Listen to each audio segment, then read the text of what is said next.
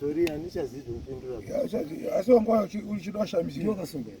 Handi. Une pepa rikona be. Handina. Sapa ngoro yoshamisa. Ndira mayo wangu. Sangoro shamisa chia. Anoshamisira baka nemukomo.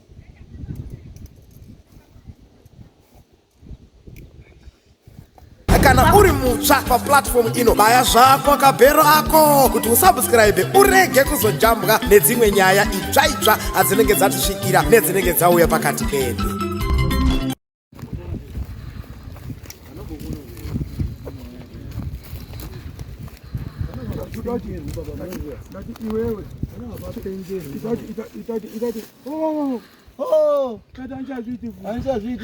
Zvokudini ndashaisha kutaura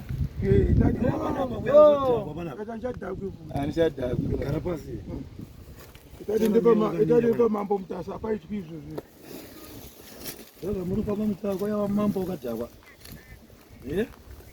waitoziva kuti kuya kusimudza musoro waiuya kuti wakadhakwa here samoni rakauya rini kuti masumu muri kuuya kuya kuti mudayo unoziva samoni hauzi wasungwa uya kugadziriswa bhozi nouya kugadzisa nyaya dzenyu but waitozviziva izvo kuti ndoda kuuya kunoku handi yake banyasha haistori yake saka waiwa ngori kudaro saka zvaintentionally kuda kuya kudoshamisira pana pano panonzi pamutasa tonodze kweduzwe kweduwo saka uzotivhiringidza pamada kuuya marowa tumbuka twenyu tone marowa nzepe tone marowa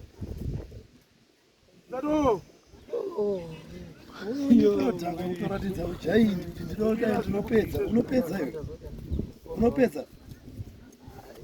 unopedza here adi uvhunza unopedza atikuuya wakadhakwa kuti da kuenda kupedzera vanhu vekwamutasa unopedza here unopedza hausudayira iwe ndati unopedza here handipeziba sori handichazivi kupindura asi wanga uchidwashamisa ndiyo kasonga here handi une pepa rikona be handina sapa ngoro ndira yoshamisa mayo wangu saka ngoro shamisa chia anoshamisira baka nemukomo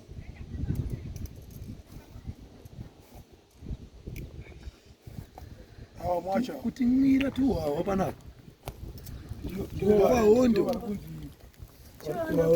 wekuuya uchimbobuda pagedhi rako kananga kuenda kumba taurazi ndiwa paruti unyanga maprofita akazvitingise maprofita ane zvinhu zvavo zvezvo andisumo taro taro ane chavidi